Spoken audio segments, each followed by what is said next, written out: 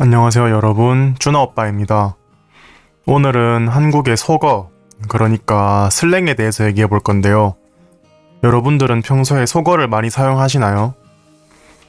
저 같은 경우는 인터넷 문화를 좋아하는 편이라서 자연스럽게 속어를 자주 접하게 되더라고요. 사실 속어는 유행에 따라 빨리 만들어지고 그만큼 빨리 사장되는 경우가 많아서 한국의 속어라는 주제 안에서 어떤 것에 대해 얘기해야 할지 너무 어려웠는데, 그래서 저한테 이 주제는 더더욱 어려웠던 것 같아요. 첫 번째로 얘기해 볼 주제는 요즘 젊은 층들 사이에서 많이 쓰이는 속어예요. 총 6가지에 대해서 얘기해 볼게요. 첫 번째 속어는 존맛인데요. 존맛은 단순하게 존나 맛있다 의 줄임말로 그냥 정말 맛있다 라는 뜻이에요. 그냥 존맛이라고 하면 어감이 조금 심심하니까 존맛 뒤에 탱을 붙여서 좀 더 어감을 귀엽게 만들기도 해요. 그럼 존맛탱이 되고, 여기서 한 단계 더 나아가서 존맛탱의 이니셜을 따서 JMT도 많이 쓰이는 편이에요. 여기서 한 단계 또 더 나아가서 존맛탱 뒤에 구리를 붙여서 존맛탱구리라고 하기도 하는데, 탱과 구리는 아무 뜻도 없고 그냥 어감이 더 좋아지니까 붙이는 거라고 생각하시면 돼요. 귀엽잖아요, 존맛탱구리. 두 번째로 덕후는 무언가에 깊게 빠져있는 사람을 뜻하는 단어로 장르나 분야를 가리지 않고 사용할 수 있는데, 만약 해리포터를 정말 좋아하는 친구가 있다면 해리포터 덕후라고 부를 수 있고, 피자를 정말 좋아하는 친구가 있다면 똑같이 피자 덕후라고 부를 수 있어요. 이 덕후는 일본어 오타쿠에서 유래된 단어인데, 저는 일본어 오타쿠의 진짜 뜻은 잘 모르겠는데 한국에서 쓰이는 오타쿠는 일본 애니메이션에 심취한 사람들을 오타쿠라고 불렀었어요. 가끔 보다 보면 일본 애니메이션에 되게 집착하는 이상한 사람들을 볼 수 있잖아요. 그래서 오타쿠는 부정적인 의미를 포함하고 있었는데, 어느 순간부터 예능 프로그램 같은 방송에 이 단어가 순화되어서 자주 쓰이기 시작하더니 일본의 애니메이션만이 아닌 그냥 무언가에 강하게 몰두하는 사람이라는 뜻으로 원래의 부정적인 의미가 희석됐어요. 덕후라는 단어의 유래는 원래 일본어 오타쿠에서 어감을 살짝 바꿔서 오덕후가 되었다가 거기서 오를 빼고 덕후가 됐다고 생각하시면 돼요. 그리고 덕후 말고도 오덕, 덕이라고도 자주 쓰이는 편이에요. 세 번째로 아싸는 혼자 다니고 무리에 끼지 않는 사람이라는 뜻인데, 영어 아웃사이더에서 유래한 단어로 뜻은 거의 변하지 않았다고 보시면 돼요. 사실 사용하기에 따라 부정적인 뜻으로 쓰일 수도 있고 중립적인 뜻으로 쓰일 수도 있어요. 나는 아싸라서 외롭고 슬퍼 처럼 친구가 없다, 슬프다 라는 뜻으로 쓰여서 부정적인 경우에 사용할 수도 있어요. 사실 거진 부정적인 의미로 쓰이는 편이에요. 그 반대의 의미로 인싸도 있는데요. 이건 아싸와 반대의 뜻으로 외향적이고 사회성이 좋은, 친구가 많은 사람이라고 생각하시면 돼요. 아싸와는 반대로 무조건 좋은 뜻으로 쓰여요. 유래는 단순하게 아싸가 아웃사이더의 줄임말이니까 아싸의 반대는 인사이더겠지? 라는 느낌으로 생긴 콩글리시예요. 네 번째로 뇌피셜은 자기 혼자만의 생각을 사실인 것처럼 주장하는 행동을 의미하는데요. 이 뇌피셜은 영어와 한국어가 혼합된 단어예요. 한국어 뇌와 영어 오피셜을 합성한 단어인데, 영어 오피셜이 공식적인 이란 뜻이잖아요. 그래서 자신의 뇌, 그러니까 자신의 머릿속에서만 공식적인 생각이란 뜻이죠. 살다 보면 확실하지도 않고 출처도 불분명한 사실을 마치 진실인 양 생각하면서 다른 사람들한테 얘기하는 사람들이 많잖아요. 그런 경우에는 듣고 있다가 그건 네 뇌피셜이잖아 라고 대답해 줄 수 있는 거죠. 그리고 여기서 파생된 무언가 플러스 피셜도 있는데요. 무언가의 공식적인 입장, 생각이라는 뜻이에요. 더 간단하게 풀어 설명하자면 무언가가 무엇이라고 말했다 라는 식이 되는 건데요. 예를 들어 내 여친 피셜은 남자는 키가 크면 클수록 좋대 라고 사용할 수 있어요. 내 여자친구는 남자는 키가 크면 클수록 좋다 라고 말했어 라는 뜻이 되는 거죠. 다섯 번째로 빼박은 빼도 박도 못한다 의 줄임말인데요.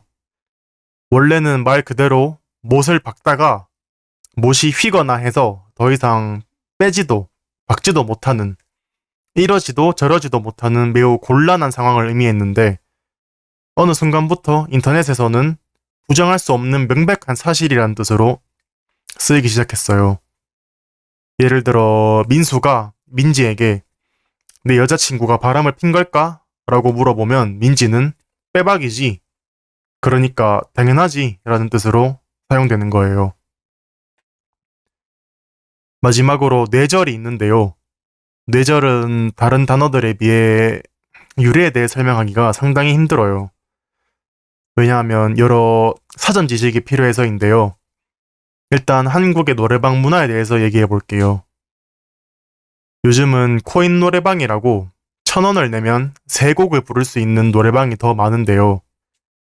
옛날에 그냥 노래방은 돈을 내면 정해진 시간 동안 무제한으로 부르는 시스템이었어요.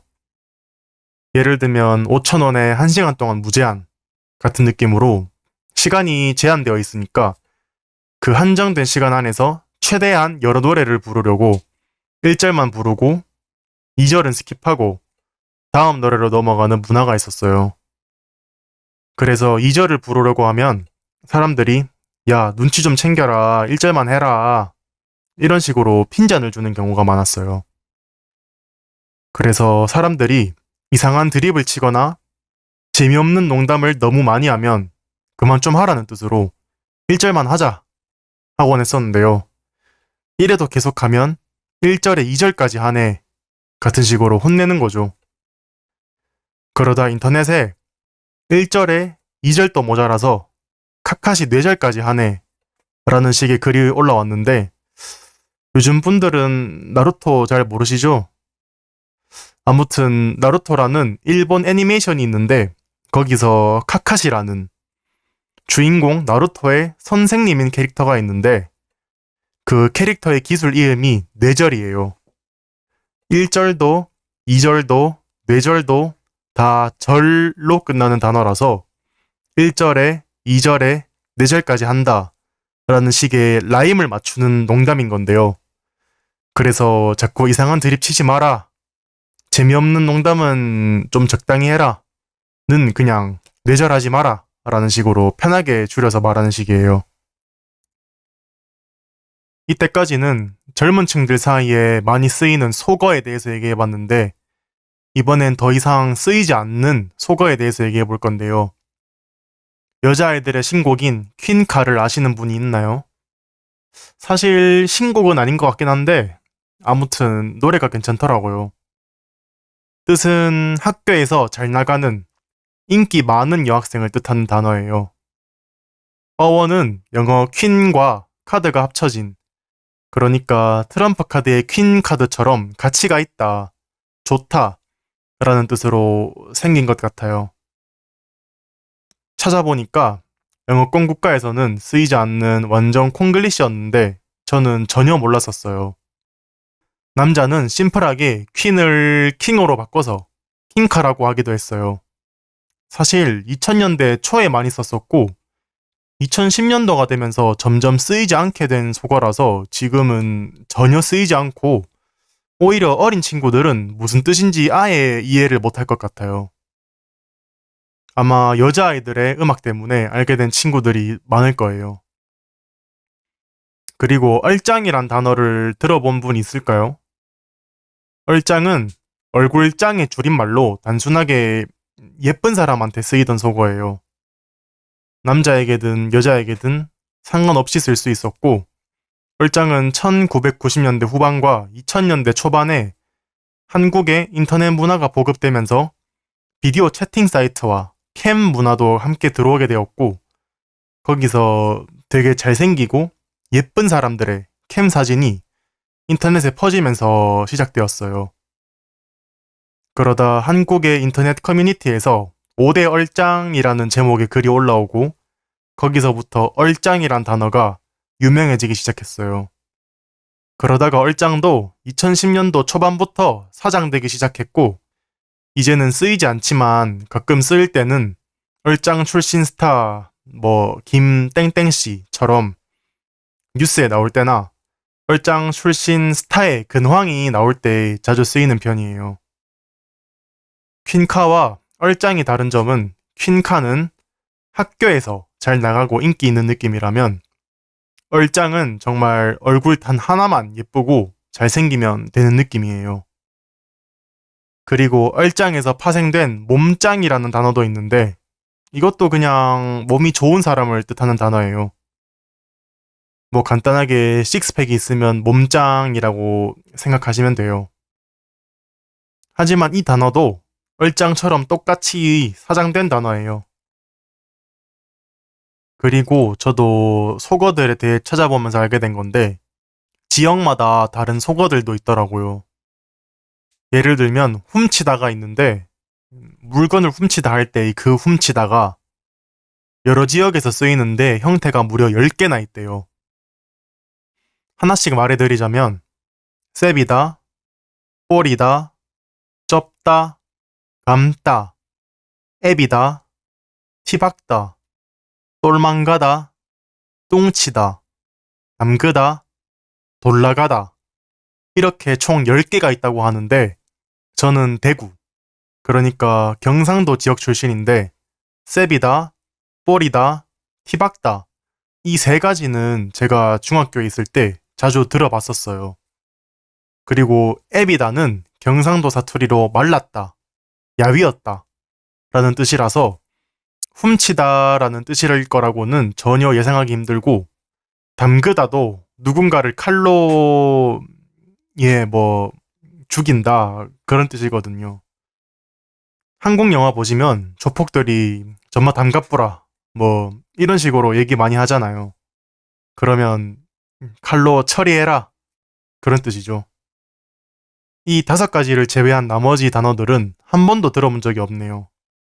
오늘은 한국의 속어에 대해서 얘기해봤는데요.